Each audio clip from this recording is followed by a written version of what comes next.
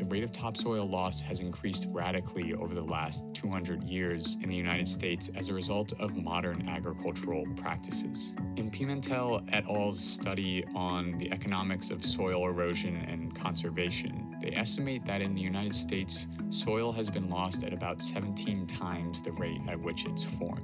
We can pin some of the soil loss to the intensive cultivation practices and monocropping of industrial agriculture. When we till and turn over a field for the next season's crop using large combines, the topsoil is decimated, much in the same way habitat is lost when clear-cutting a forest. Tillage aerates the soil by breaking up its composition, but in the process compacts the soil underneath and kills the wealth of microorganisms hidden to the naked eye. As a result of many years of industrial cultivation practices, the topsoil lies void of life and then needs to be injected with nutrient-filled fertilizer and chemicals, which, in turn, alter the chemical makeup of the soil and make it even harder for essential organisms to survive.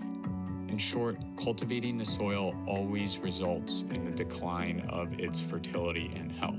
And the continual use of intensive cultivation over the last century has left the United States with a looming soil crisis. This means that when we continually abuse soil structure and quality to pump out massive amounts of corn and soybeans, we are making it harder to grow nutrient-dense food in the future. When we consider the long-term negative effects of those practices and the fact that our food system now relies heavily on just a few crops, the positives of supposed abundance merely seem like a flimsy patch for a leaking ship.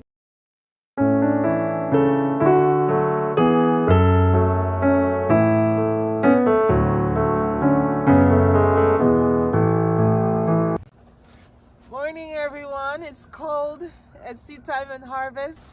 We had this window open for ventilation, so we're gonna go ahead and lock it up.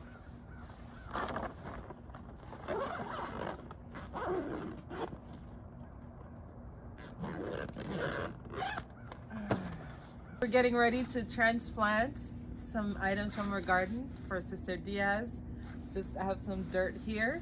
Gonna go ahead and fill the pots. The good thing about Florida is it will start out at 30-something degrees in the morning, but then by noon it'll be 60, 70 degrees. So it's gonna be cool all day, so it's a good day to transplant.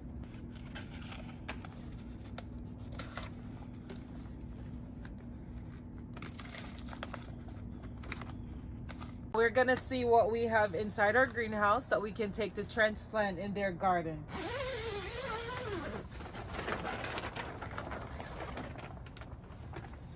We have a tray with collards, some kale that we started a couple weeks ago. We're getting ready to transplant some green onions. Whenever we have a garden, it's always good to get things that people can use to make a complete meal.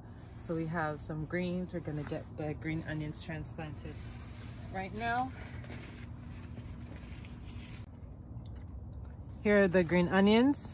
I'm just gonna go in and take these out.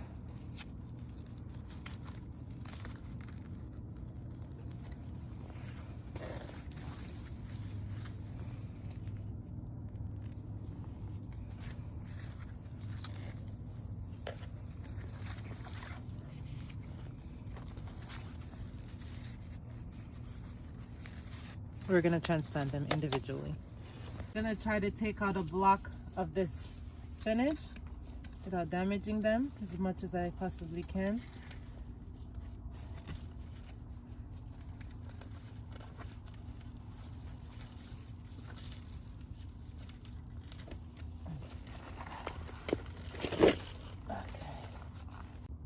From this bed also, I'm gonna take out some lettuce. Not a whole lot.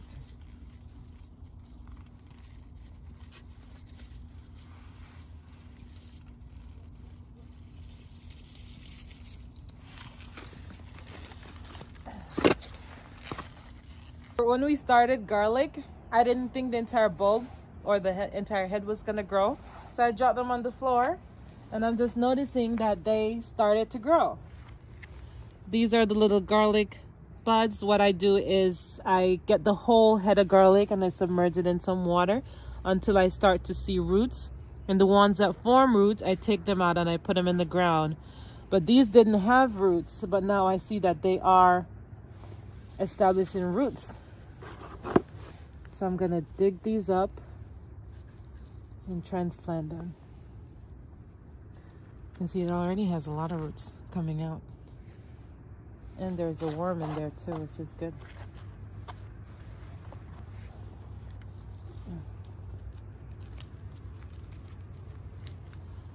Wow, that's amazing.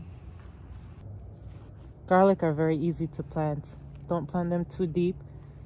You don't even have to wait for them to root to set them in the ground. You just get your bulb, separate it, cover it until the tip of it is showing, and then let it stay. Needs about 9 months and a long cold season for you to have garlic. So I try to start my garlic in the fall or winter. And then by summer I'll be able to harvest garlic. What I like to do is I like to sow my seeds instead of separating them. So I have 2 patches right here. This patch is radish and this is turnip greens. And then as needed, I'll transplant them when space pops up in the garden. So I just took out a patch of radish and I'm gonna take out a patch of turnip greens next. Just gonna go under and pull them up. Turnip greens are very forgiving, not as delicate as beets or carrots. So once I put them in the ground, these leaves may die back, they may not, but then they'll get established pretty good. You can either eat the turnip or you can enjoy the greens. Greens are a little bit bitter, but I like turnip greens.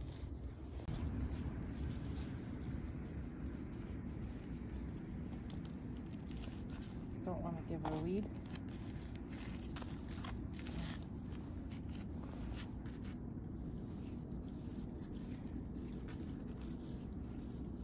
I like mixed green. These are all leaf lettuce.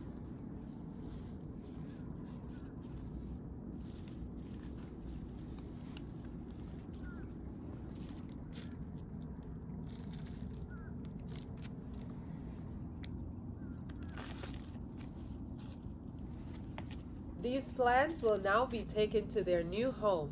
Thank you for joining us on Seed Time and Harvest. Until next time, we will see you at the Diaz Family Garden.